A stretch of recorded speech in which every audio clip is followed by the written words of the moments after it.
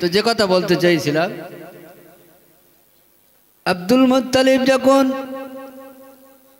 তিনি তার পারিবারিক জীবনে অনেক কথাই বলে ফেললেন, অমনি সময় ইহুদি পণ্ডিত আব্দুর রহিম বললেন, ও ভাই আব্দুল মুত্তালিব রে, আপনি আপনার অনেক কথাই বলে ফেলেছেন, কিন্তু একটা বার তো জানতে চাইলেন না, একটা বারের জন্য তো জানতে চাইলেন না আমার আসার কারণটা কি, আমি কেন এই জায়গায় একাকী পড়ে আছি। আমারও তো যে টাকা পয়সা জায়গা জমি স্তবর অস্তবর, আমার স্ত্রী পুত্র বাপ মা সব কিছু আছে, আমি ইহুদিদের একজন পণ্ডিত, হাজার হাজার ভক্ত অনুরক্ত আমার, আমি সব কিছুকে পরিত্যাগ করে আমি কেন একাকী এই মক্কা নগরীতে ঠিক কাবার নিকটবর্তী এলাকায় ঝোপঝাড় জঙ্গলের ভিতরে পাহাড়ি এলাকায় আমি কেন ঝুপড়ি একটা ঘর বেঁধে একাই দিনাতিপাত করছি, এটা তো একটা বারের জন্য আপনি জানতে চাইলেন না। বলে এটা জানতে চাইলাম না। আব্দুল মুত্তালিব অত্যন্ত চালাক, যেমন চালাক তেমন বুদ্ধিমান, তেমন বিচক্ষণ ব্যক্তি। এইরকম একজন চালাক বিচক্ষণ ব্যক্তি, বুদ্ধিমান ব্যক্তি কত সুন্দর কায়দায় ঘুরিয়ে বললেন, এই আব্দুর রহিম, মনে মনে মনে মনে ভাবি একটু জিজ্ঞাসা করব, আবার এটাও ভাবি আপনি যদি কিছু মনে করেন, তাই জিজ্ঞাসা করা হয় না। তবে আপনি যখন বলেই ফেললেন, একটা বারের জন্য বলুন আপনার আসার কারণ কি। উনি তখন বললেন, আমার আসার কারণ জানতে চাও? আমি হলাম জাতি ইহুদি, আমি ইহুদিদের একজন পণ্ডিত, আমি তৌরাত ইনজিল জবুর কিতাব পড়তে জানি, আজও আমার বাড়ি মওজুদ। আমি ওই কিতাবের ভিতরে লক্ষ্য করে দেখেছি, ওই কাবার মালিক আবার একজন নবীর আগমন ঘটাবেন, আবার একজন নবীকে, আবার একজন মহামানবকে পৃথিবীর জমিনে পাঠাবেন, তাতে এত গুণে গুণান্বিত, তাকে এত গুণে গুণান্বিত করে পাঠানো হবে। আমি সেইটাকে লক্ষ্য করার জন্যে যে এত মহামানব পৃথিবীর জমিনে এসেছে, শেষবারের মতন আবার একজনকে পাঠানো হবে, তার সম্পর্কে এত কিছু কেন লিখলেন, তিনি এত গুণে গুণান্বিত হবেন। ওই কাবার মালিক যদি আমার জীবদ্দশাতে তাকে যদি পাঠায়, কারণ আমি বয়সের ভারে নুয়ে পড়েছি, কতদিন বাঁচবো তা তো জানি না, তবে যদি একটা বারের জন্যে আমার জীবদ্দশাতে তাকে পাঠায়, আমি একটা বারের জন্যে দুনয়ন ভরে তাকে দেখতে চাই। আমি এখনো চিন্তায় এসেছি। তবে হে আব্দুল মুত্তালিব, হে আব্দুল মুত্তালিব, আপনার বাড়ি তো কাবার নিকটে, আপনি তো সব কিছু জানেন, সব কিছু খবর রাখেন, এই জায়গার খবরাখবর আপনিই বেশি রাখেন, আপনার বাড়ি যেমন মক্কায়, কুরাইশ গোত্রের মানুষ আপনি, অতএব আপনি সমস্ত পাড়া সব কিছু আপনি আমার চাইতে ভালো জানবেন। অতএব এইরকম কোনো মহামানবের আবির্ভাব যদি ঘটে যায়, তাহলে একটা বারের জন্যই আপনি কথা দেন, অন্তত আমাকে সংবাদটা দেবে। আব্দুল মুত্তালিব তো নিজেও জানে না আমি সেই ভাগ্যবান দাদা, আমারই ঔরাস জাতক, আমার সন্তান আব্দুল্লাহ, তারই ঔরাস জাতক, তারই ঔরাসে সেই সন্তানটি আসবে, সেই মহামানবকে পাঠানো হবে, এটা তো নিজেও জানতেন না। আব্দুল মুত্তালিব বললেন, এইরকম যদি কোনো মহামানবের আবির্ভাব ঘটে, তাহলে আমি নিশ্চয়ই আপনাকে জানাবো। এখনো চিন্তায় দুইজন ভাগ হয়ে গেলেন। প্রতিদিন রাতের বেলা আব্দুল মুত্তালিব ওঠে, দুইজনের দুইটা কারণ। আব্দুল মুত্তালিব প্রতিদিন যেমন ওঠে, আব্দুর রহিম তেমন রাতের বেলা ওঠে। দুইজনের দুইটা কারণ। কি কারণ একটা বার দেখুন, লক্ষ্য করুন। একজনের কারণ হলো কবে কোন দিন না জানি সেই মহামানব পৃথিবীর জমিনে এসে যায়, আমার তো দেখা হবে না আমি যদি ঘুমিয়ে যাই। কারণ তিনি তো আগেই দেখেছেন, তৌরাত ইনজিল কিতাবের ভিতরে তিনি লক্ষ্য করে দেখেছেন, ওই মহামানবকে যেদিন পৃথিবীর জমিনে পাঠানো হবে, ওই দিন আল্লাহ পাক রব্বুল আলামিন আসমানটাকে নিচুতে নামিয়ে দেবে। তোরা বলুন না সুবহানাল্লাহ। তারই তাজিম করার জন্য আসমানটা নিচুতে নামিয়ে দেবে। পশ্চিম আকাশে একটা উজ্জ্বল তারকা উদিত হবে, তাম দুনিয়ার গাছপালাগুলো নিস্তব্ধ করে দেওয়া হবে। সামান্যতম পশ্চিমবাংলার মুখ্যমন্ত্রী মমতা বন্দ্যোপাধ্যায়, মমতা ব্যানার্জি যদি কোথাও আসে, ওই হাসনাবাদ নদীর ওপর, হাসনাবাদ নদীতে একটা ব্রিজ হবে, তার শিলান্যাস করতে যদি আসতে হয়, রাস্তার বাম্পারগুলো উড়িয়ে দেওয়া হয়, যদি মাটি পথে আসে আর আকাশ পথে আসলে আলাদা, যদি জমিন পথে রাস্তা হয়ে আসে বাম্পারগুলো উড়িয়ে দেওয়া লাগবে। তার কারণ রাস্তার বাম্পার থাকলে চিফ মিনিস্টারের মাজায় লাগবে, ব্যথা হবে। তাই যদি উড়িয়ে দেওয়া লাগে, 100 হাত অন্তর অন্তর যদি পুলিশের পাহারা বসাতে হয়, আমার আপনার নেতা নবী, বিশ্ব নবী, আখিরি জামানার নবী, কলির কলকি, তামাম দুনিয়ার বাদশাহ করে যাকে পাঠানো হবে, যিনি নবী দিগের নবী, পয়গম্বর দিগের সরদার হয়ে পৃথিবীর জমিনে আসবে, এই নবীর জন্যে আল্লাহ পাক রব্বুল আলামিন তাহারি তাজিম অর্থে তামাম দুনিয়াখানায় নিস্তব্ধ করে দেবে। একটা গাছের পাতাও নড়বে না, ঘড়ির কাঁটা যেভাবে থাকবে ও আর নড়ার শক্তি থাকবে না। যদি 12টায় থাকে তো 12টায় থেকে যাবে, ও আর 1 মিনিট 1 সেকেন্ড এদিক ওদিক নড়াচড়া করতে পারবে না, চুপচাপ দাঁড়িয়ে যাবে। এই যে এই আলামতগুলো, আবির্ভাবগুলো তিনি লক্ষ্য করলেন। প্রতিদিন রাতের বেলা একবার করে ওঠে আর আসমানের দিকে তাকাতে থাকে, সেই আসমানটা না জানিয়া নিচুতে নেমে আসলো কিনা।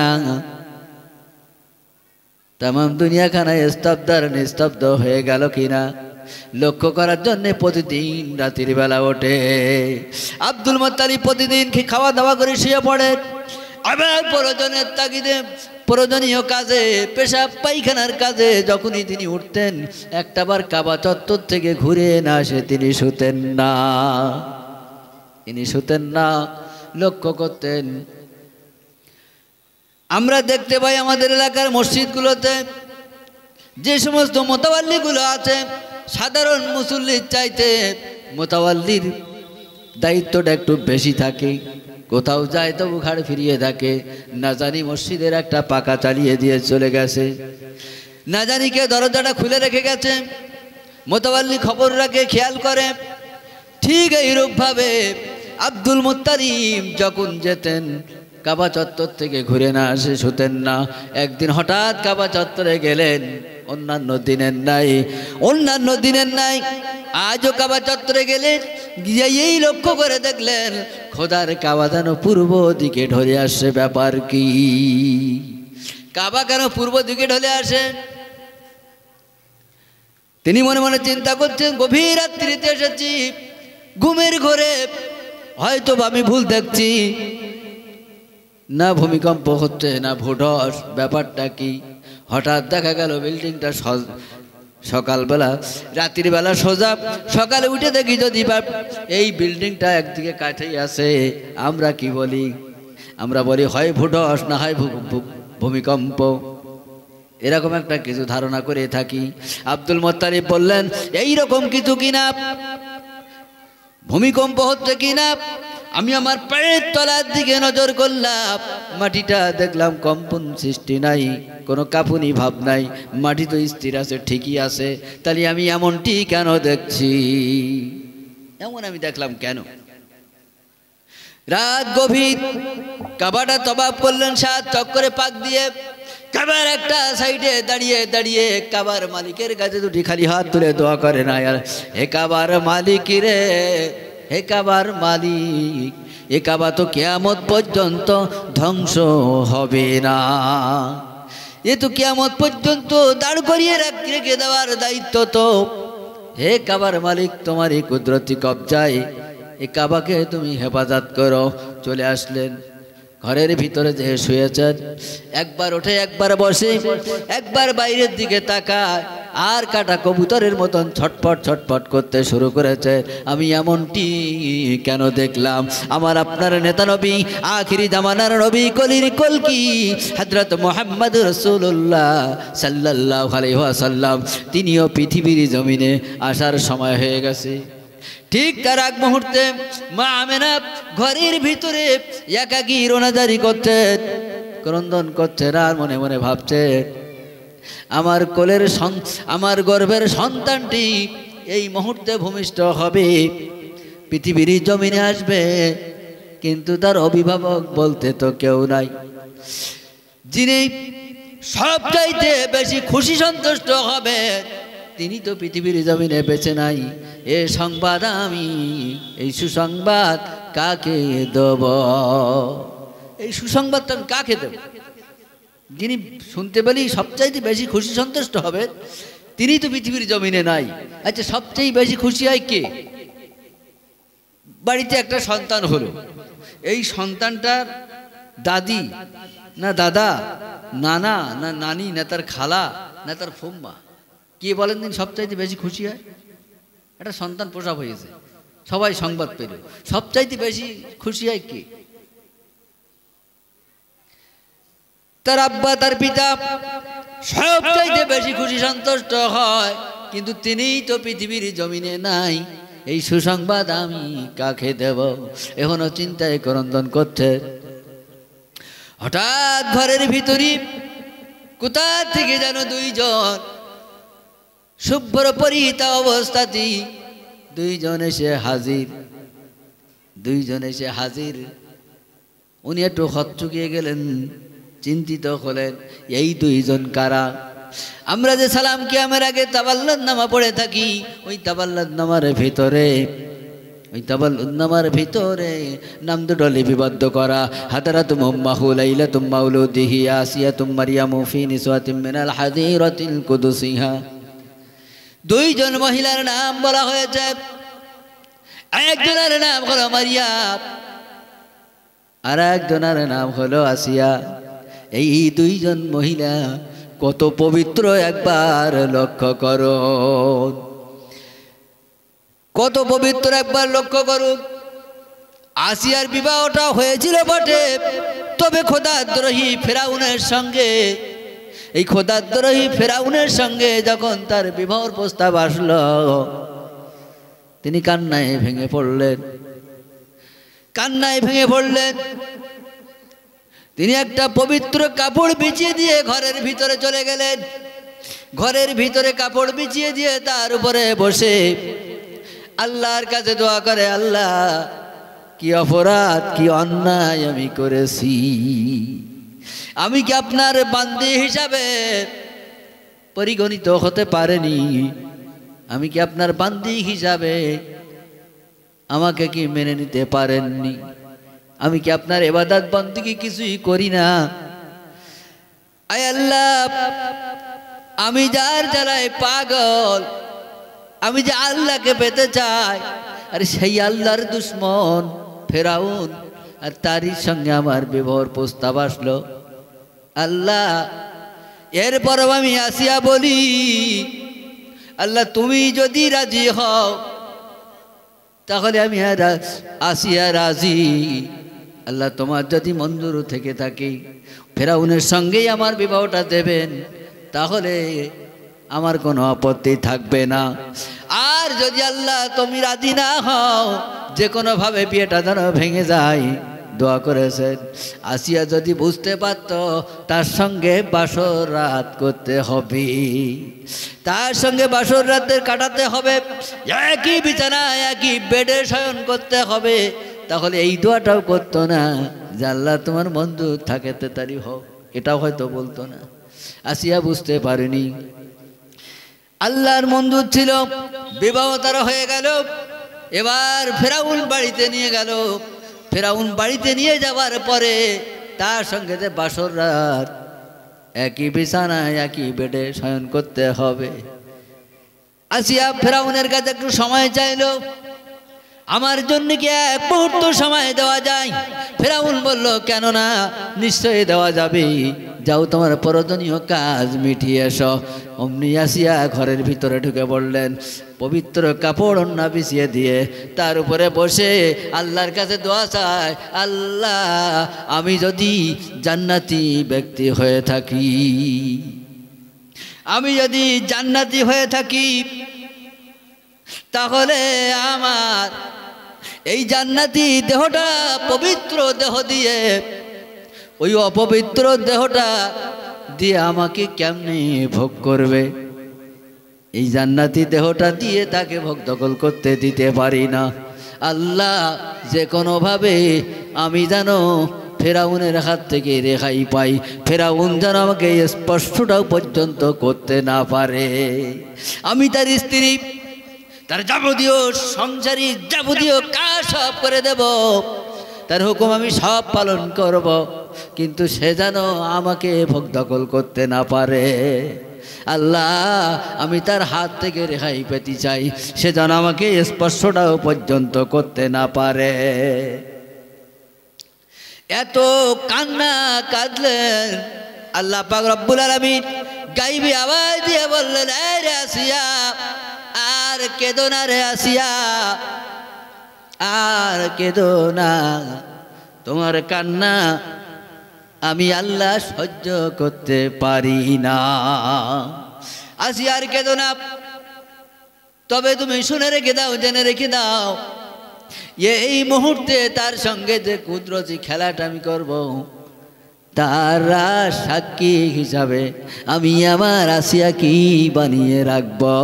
জোরে বলুন সুবহানাল্লাহ। আল্লাহুম্মা সাল্লি আলা সাইয়্যিদিনা মাওলানা মুহাম্মদ ওয়া আলা আলি সাইয়্যিদিনা মাওলানা মুহাম্মদ। দয়ালো নবী প্রেমের ছবি আর আসবে না জগতে আমার, দয়ালো নবী প্রেমের ছবি আর আসবে না জগতে। হাসর দিনে উম্মত বিনে, হাসর দিনে উম্মত বিনে যাবে না নবীজি বেহেশতে আমার, দয়ালো নবী প্রেমের ছবি আর আসবে না জগতে আমার, দয়ালো নবী প্রেমের ছবি আর আসবে না জগতে। আল্লাহুম্মা সাল্লি আলা মাওলানা মুহাম্মদ ওয়া আলা আলি সাইয়্যিদিনা মাওলানা মুহাম্মদ। তো যে কথা বলতে চাইছিলাম, আসিয়াকে পাওয়ার উদ্দেশ্যে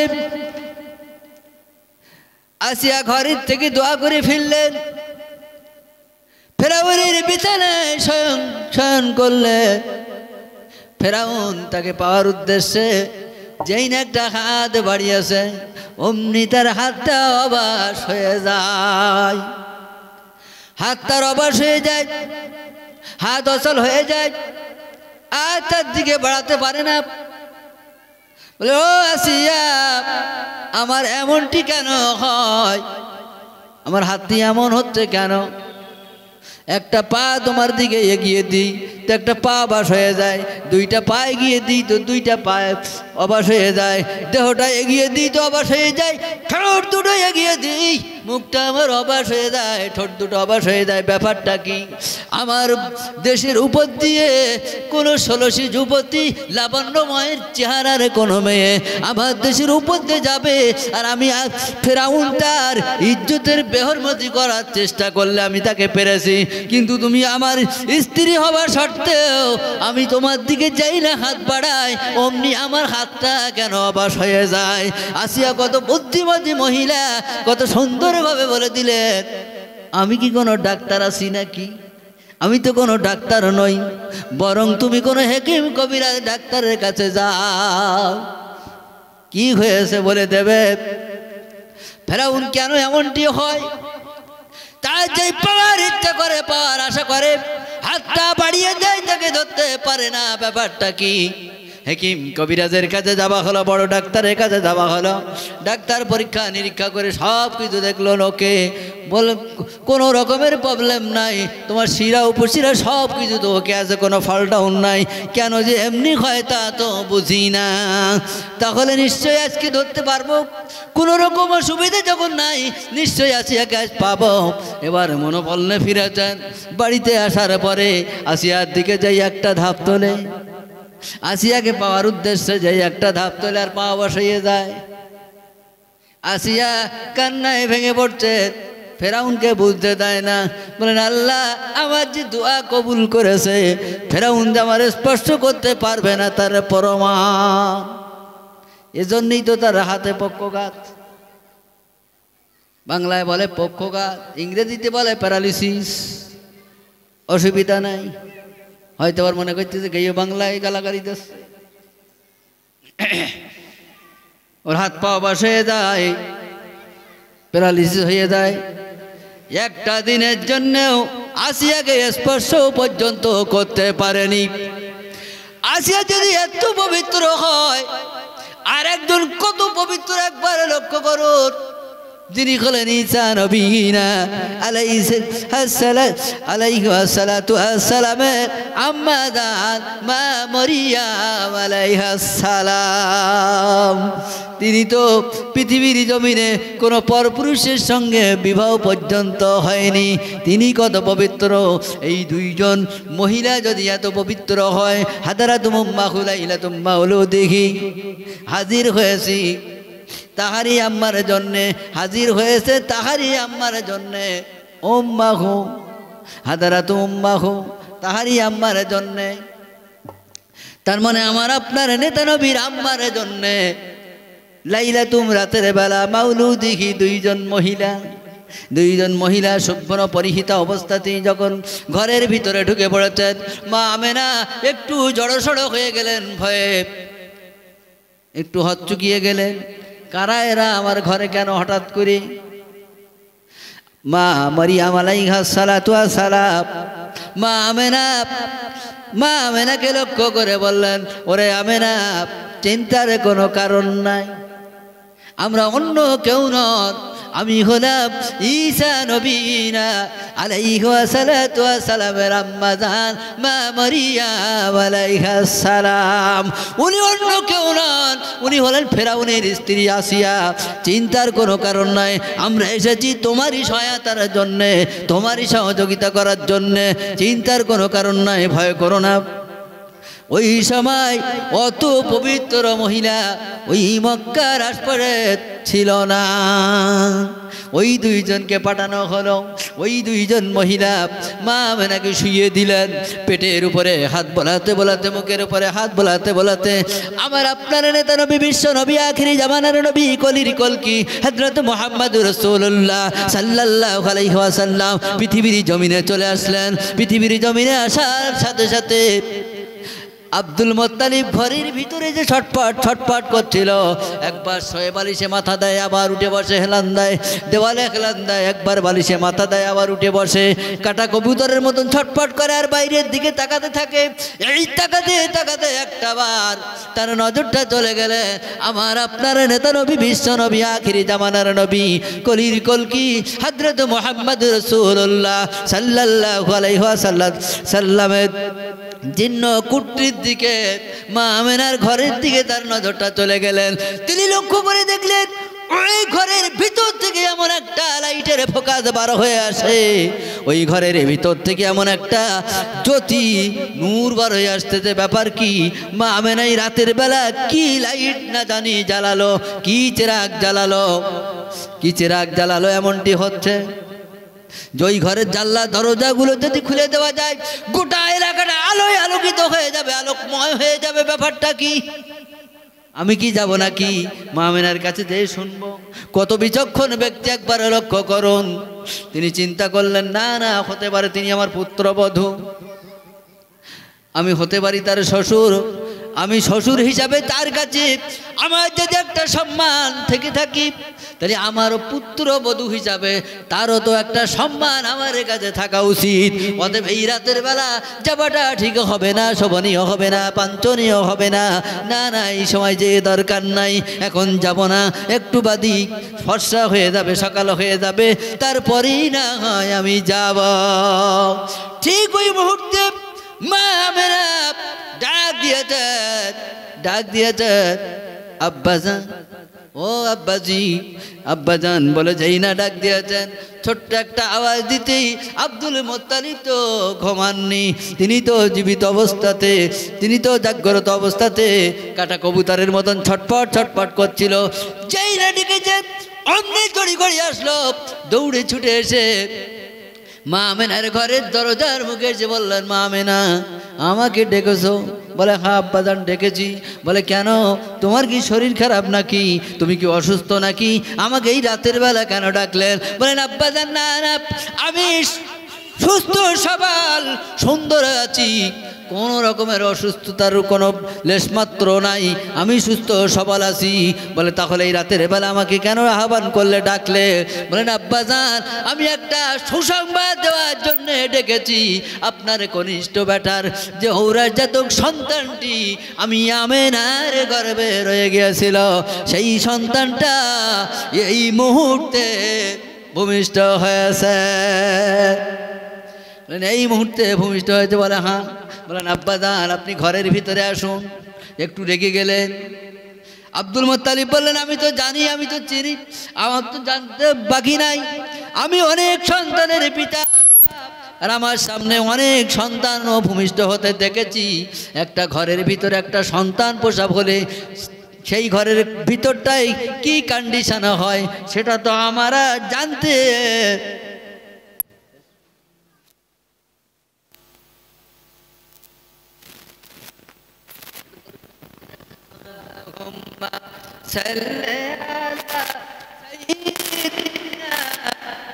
مولانا محمد وعلى آل سيدنا مولانا محمد اللهم صل على سيدنا مولانا محمد। কত গুনাহ করেছি মাওলা জীবনে, মাফ করিয়া দিও মাওলা গোপনে। কত গুনাহ করেছি মাওলা জীবনে, মাফ করিয়া দিও মাওলা গোপনে। আল্লাহুম্মা সাল্লি আলা সাইয়্যিদিনা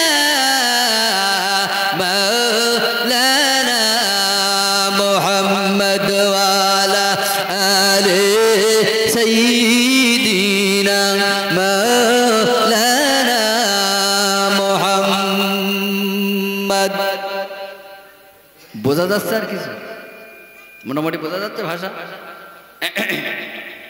তো যে কথা বলতে চাইছি, আব্দুল মুত্তালিবকে যখন ডাকা হলো ঘরের ভিতরে, একটু রেগে গেল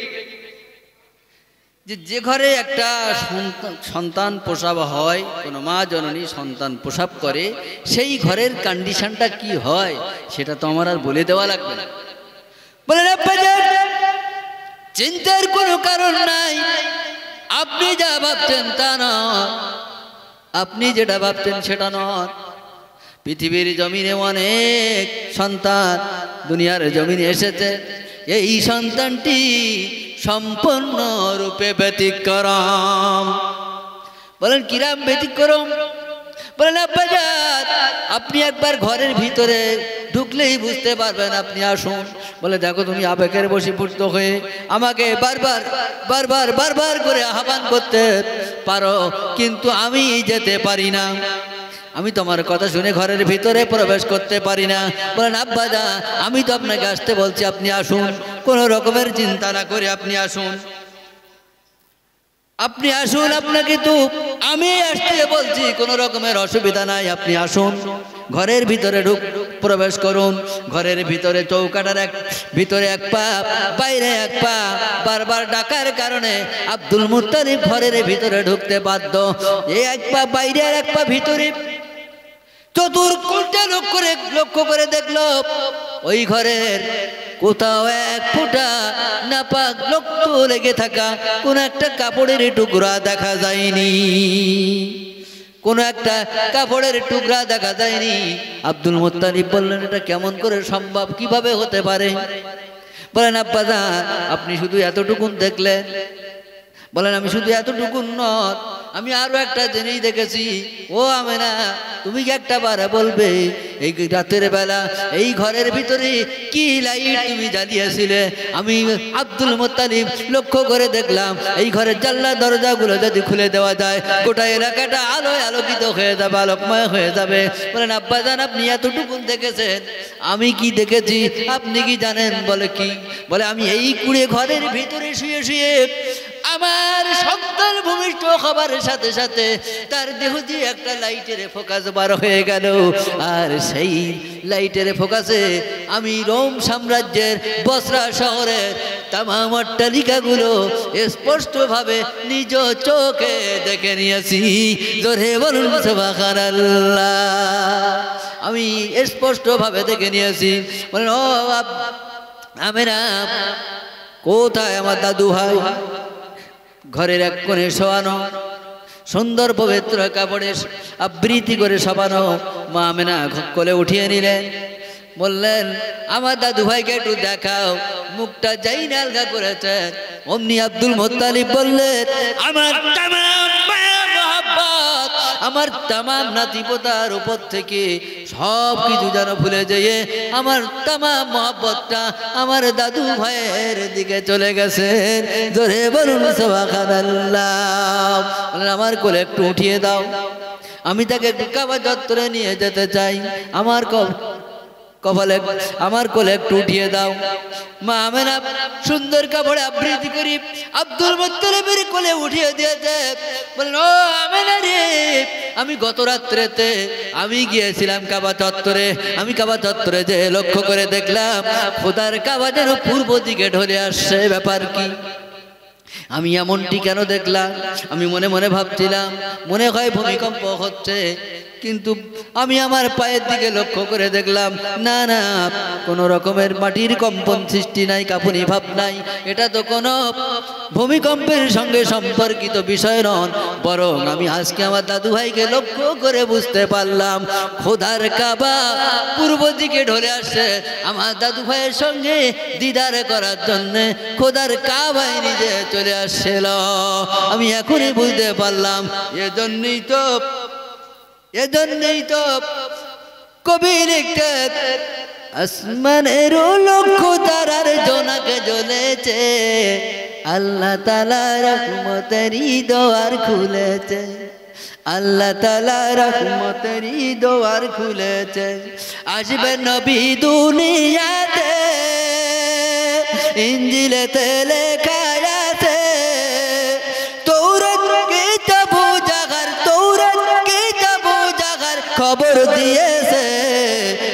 আল্লাহ তাআলা রহমতেরই দোয়ার খুলেছে, আল্লাহ তাআলা রহমতেরই দোয়ার খুলেছে। আসবে নবী দুনিয়াতে, ইনজিলেতে লেখা আছে, তৌরাত কিতাবু জাগার, তৌরাত কিতাবু জাগার খবর দিয়েছে, আল্লাহ তাআলা রহমতেরই দোয়ার খুলেছে। খোদার কাবা পূর্ব দিকে ঢলে গিয়েছে, নবীর সিজদা করার জন্য কাবা সিজদায় পড়েছে। আল্লাহুম্মা সাল্লি আলা সাইয়্যিদিনা মাওলানা মুহাম্মদ ওয়া আলা আলি সাইয়্যিদিনা মাওলানা মুহাম্মদ।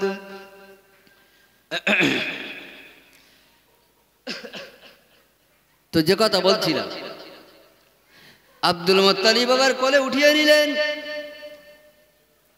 কোলে উঠিয়ে নেবার পরে আব্দুল মুত্তালিব কোলে উঠিয়ে নিয়ে কাবা চত্বরে চলে গেলেন। কাবা চত্বরে গিয়ে 7 চক্করে তওয়াফ করে কাবার একটা সাইডে এসে আল্লাহর কাছে দোয়া চান, হে কাবার মালিক, বয়সের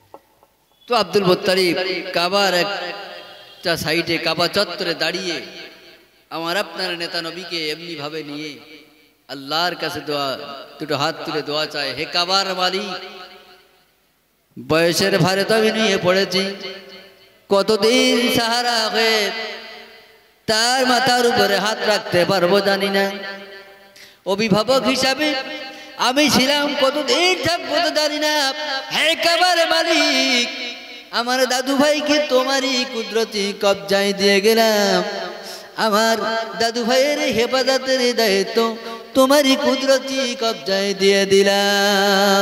আমার আপনার নেতা নবীর আল্লাহর হাতে সুপর্দ করে দিলেন।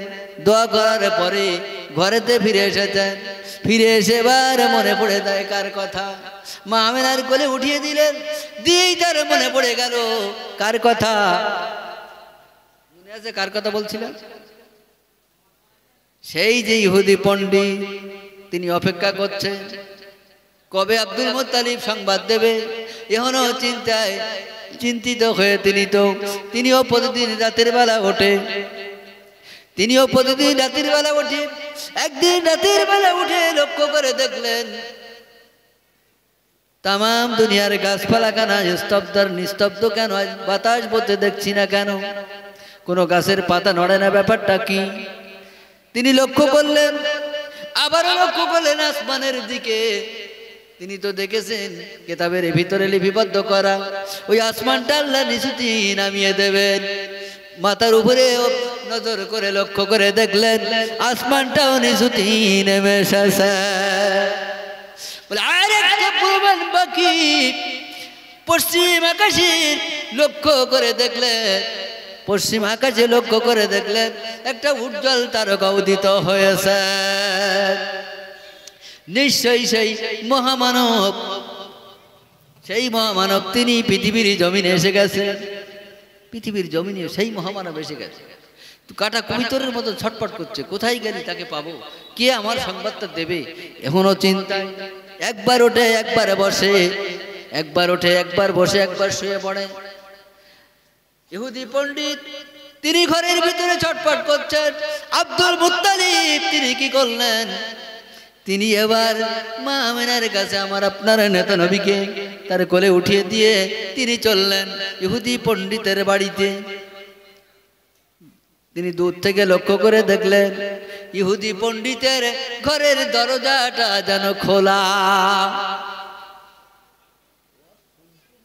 বুঝতে পারছি সব ইলুমিলু ভাব, মাথা টাথা সব এদিক ওদিক ঘুরোচ্ছে। আমি যেটা ওয়াজ করছি আমার দিক ধ্যান ধারণা নিচ্ছ, আমারও যেন ঠিক জুতি আসছে না, ব্যাপারটা কি আমি বুঝতে পারছি না।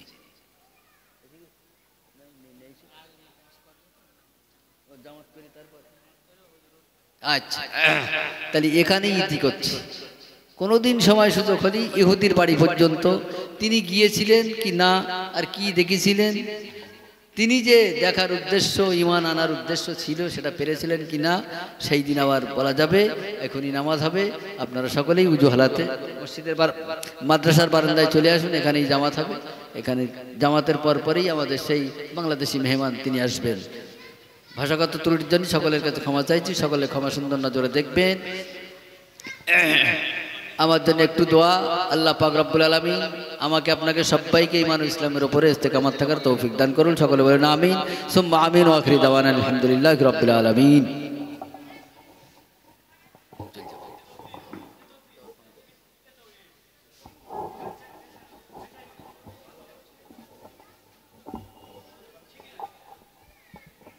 যাদের উজু নেই